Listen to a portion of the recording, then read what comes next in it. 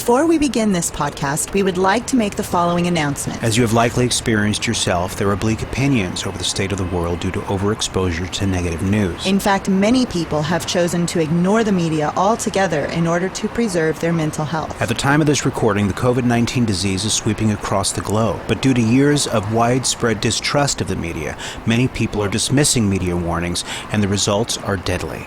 This is clearly a problem. Therefore, HopeMatters.Life wants to help clarify matters while easing such suffering. HopeMatters.Life holds that an outdated news reporting technique may be to blame and modern technologies make it worse. Is it time for a change? Therefore, HopeMatters.Life aims to teach the technique to you so you can better understand the challenges faced by journalists for centuries. Also, we want to help you improve your relationship with technology. Then maybe your fear of some information will decrease as your trust in legitimate information increases. Plus, you may also learn to sort facts from fakes. And if you yourself are a journalist, perhaps these podcasts will inspire you to develop modern ways to share modern news to the modern world. Ways that promote both mental health and awareness. So get comfortable, put on your thinking caps, and enjoy the series on the media, because here at HopeMatters.Life, we believe that hope brings health. The following podcast is for informational purposes only. The hosts of Hope Matters and HopeMatters.Life are peer recovery specialists sharing lessons learned from lived experiences, research, and psychological training. These podcasts are not intended to replace treatment from mental health professionals. Today, a surprising message of hope amidst media mayhem. I can report the sky is absolutely falling. One car crashing into another non-stop. 20 people were killed, 26 were injured. The media has long been a source of stress. Well, I tell you, with all the fake news out there, I don't have a clue what to believe anymore. Cutting out the news was one of the best decisions of my life. The newspaper's a little better because I can just put the newspaper down and walk away. But we occasionally need the news to prepare for emergencies. Waves of water are already washing over parking lots in the greater New Orleans area. The virus that causes coronavirus disease is spreading in some of our communities. I am now tested for COVID-19. How do we balance health and information? Former media insider Louie Cruz offers shocking insight to help you find hope in the information age.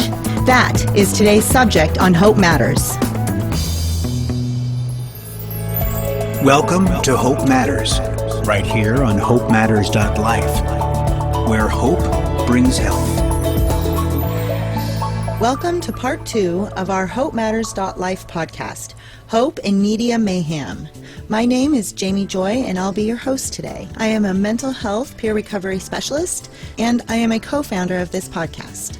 Well, listeners like you have been applauding part 1, saying the information we shared helped clarify their understanding of the media. So if you haven't heard it yet, we recommend that you check it out first and then return here for part 2 of this media expose.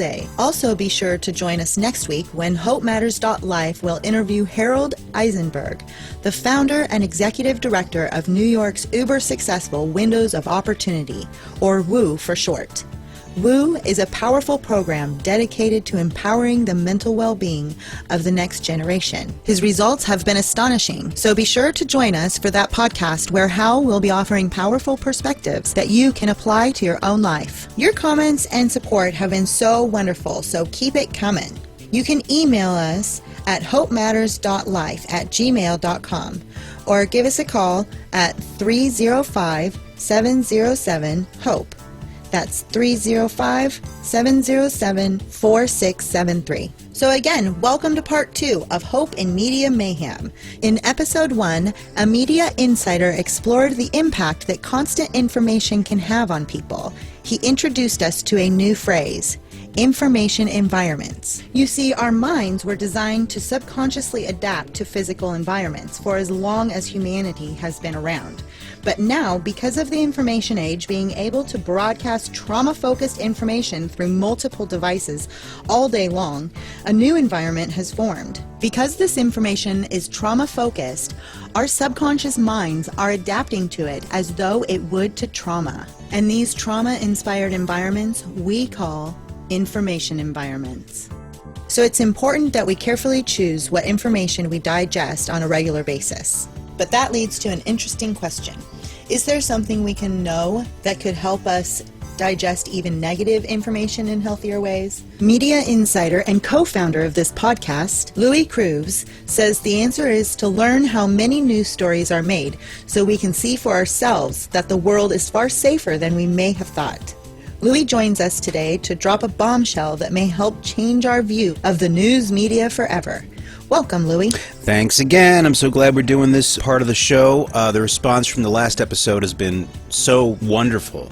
I can't wait to see where this one leads us. I am too.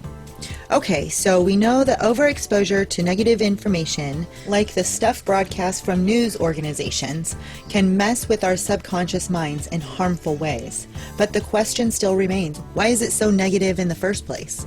That's a great question, and what I'm going to do now is I'm going to teach you how news organizations structure information. Once you learn how many journalists structure news stories, I'm confident that you will walk away from this episode with a renewed sense of hope. You will learn firsthand the dilemmas journalists face daily. You'll do this by walking in their shoes a little bit. Then you'll have actual proof that the world is far safer and far more beautiful than you may have been led to believe.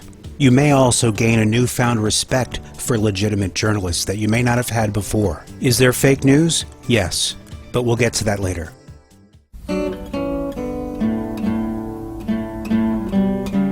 Our journey begins nearly 200 years ago in the 1830s, when a device was invented that would revolutionize long-distance communication. It was a device called the telegraph.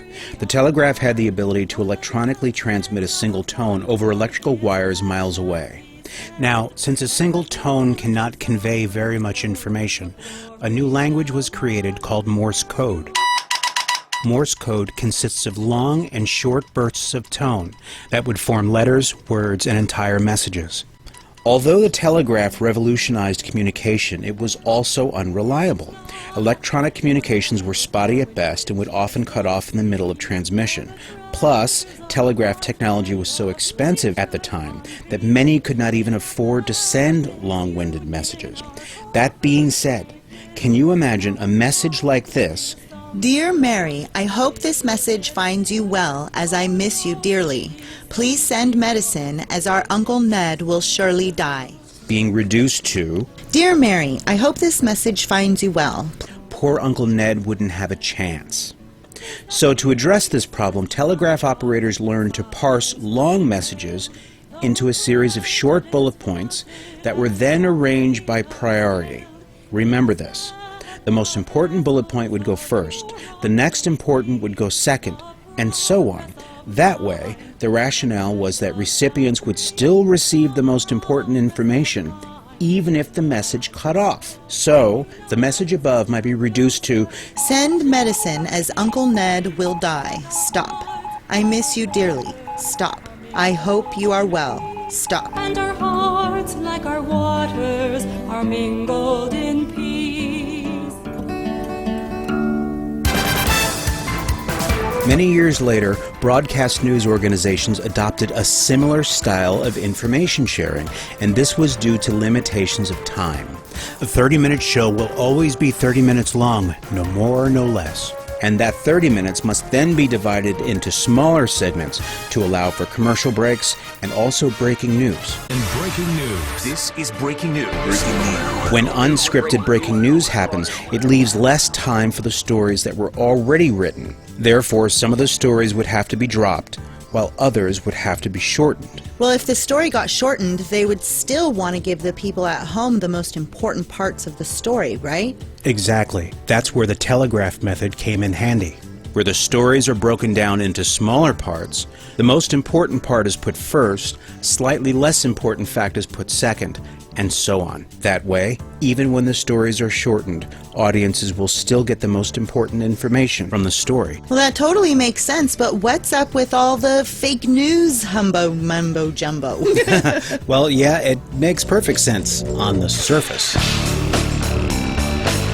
The telegraph approach used by broadcast news organizations is actually called the inverted pyramid. It has survived the test of time for many decades, and it continues to play a major role in how news broadcasts are presented today.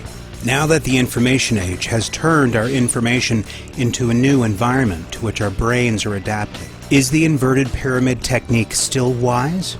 For example, a car accident in Wisconsin that resulted in charitable events, a harmless and small avalanche in Colorado that resulted in a day of sledding fun, and a fire in New Hampshire that resulted in a firefighter discovering a structural flaw that would have caused the house to collapse anyway, could be shortened. And at home, all we hear is a car accident in Wisconsin, an avalanche in Colorado, and a fire in New Hampshire. The point is that as story counts increase and as they decrease in length, the inverted pyramid turns them into more tragic accounts of the world that are actually disproportionate to reality. And when those abbreviated stories get repeated ad nauseum by multiple agencies and on multiple devices, it can trick our subconscious into believing that we're in danger.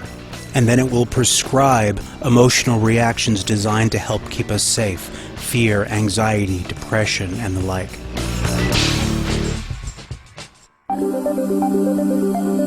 Now, while all this may sound interesting but icky, believe it or not, it's actually very, very good news. What you're learning right now is that the state of the world, the state of the real world within which we live, is actually far safer than you may have been led to believe. This is a message of hope. All right, so if stories are broken down into points and then reorganized in order of importance, how is importance determined? The answer to that is bias. You may see the media, or you may have gotten into the habit of seeing the media as biased. And yes, everyone has values that cause them to lean one way or the other. But what I would like you to experience for yourself is whether or not you would do much better. If you owned a broadcast news organization, would your content be much different? Let's find out. For this podcast, we've created a special gift for all of our listeners. It's completely free, and you can share it with your friends. The gift is a tool. It provides 3 stories broken down into bullet points that you yourself can categorize in order of importance, from most important to least important. Now, Jamie, you and I had been preparing for this podcast for several weeks, and in so doing, I provided you with such a list of bullet points, so you could categorize them in order of importance. Do you mind if we use that as an example? Sure. Okay, great. Well, the story is a fictitious one called "The Governor Hosts an Easter Egg Hunt," and here are the bullet points of the story. Number 1. Next Sunday, children are invited to the governor's mansion for the annual Easter egg hunt. 2. Each child can search for hard-boiled eggs and jelly beans. 3. The owner of Morty's Pest Control warns against the hunt because the property was recently treated with buckets of rat poison. She says the poison can look like candy to some children, and that would be dangerous. 4. The governor had no comment. 5. The governor's wife says food and drinks will be served at the event, and it will be free of charge, an expense to taxpayers that upsets some. Now here is the story retold based on how you categorize the facts. And then the story was shortened. Next Sunday, children are invited to the governor's mansion for the annual Easter egg hunt. The owner of Morty's Pest Control warns against the hunt because the property was recently treated with buckets of rat poison. She says the poison can look like candy to some children, and that would be dangerous. The governor had no comment. Now, Jamie, why did you prioritize the items in the way that you did? Well, I figured that the health and well-being of children was more important than the rest. That's amazing, and I bet many people share your views. But let's say you had a different bias.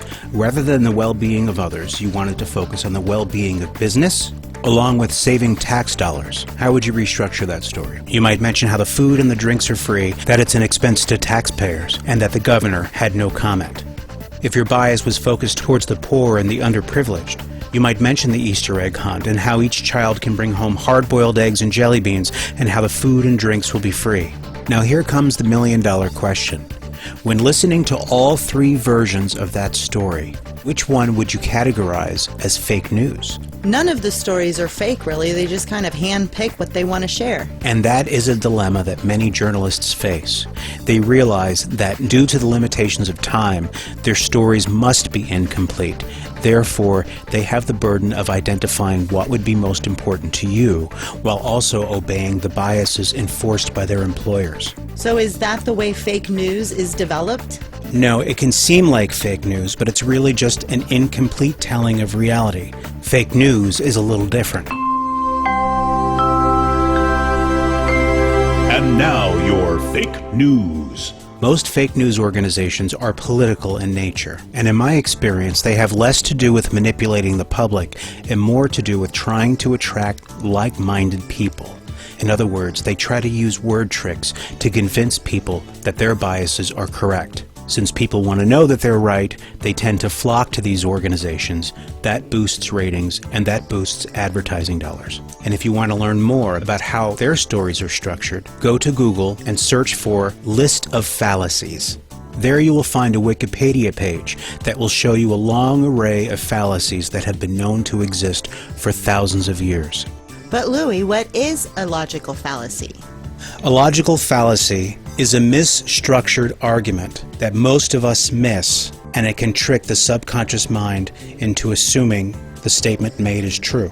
Other fake news organizations focus on trauma. They realize that there's something hardwired within you that cannot look away from traumatic stories. It's like rubbernecking around the world. The saying behind the scenes is, if you tell someone a tornado is coming from the east, they will look to the east.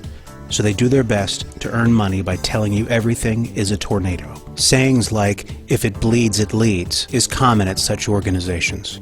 Now, many of these approaches have existed for years. Things like tabloid journalism, opinion journalism, and yellow journalism are nothing new. What has changed, though, is that now we have the phenomenon of information environments created by technology. Therefore, I hold that health can be accomplished by allowing our subconscious minds to only adapt to the real world by exposing ourselves regularly to the real world, but only turning to the media for updates with an understanding that it is an incomplete telling of reality. Then you may also see that most journalists are quite amazing and they truly care about you. They're just doing the best they can with what they have. The little exercise we provided you will help you see for yourself by walking in their shoes a bit. You see, our series on news is actually very good news. It's promising, and it proves that it's completely reasonable to be hopeful about the state of the world. Wow, what a great but complicated topic. I can tell that many of us will have to listen to this series a couple of times before we fully understand it. But what I hear you saying is this: a 200-year-old method for sharing news is clashing with modern technologies that are creating information environments. This can be troublesome because our brains were designed to adapt to environments. But now that we know how such information is structured, we can take our information environments with a grain of salt. We can get the news we need when we need it, and then shift our attention back to living in the real world, which is filled with beauty and hope. And that's our HopeMatters.Life message of the day. Hope is alive and well.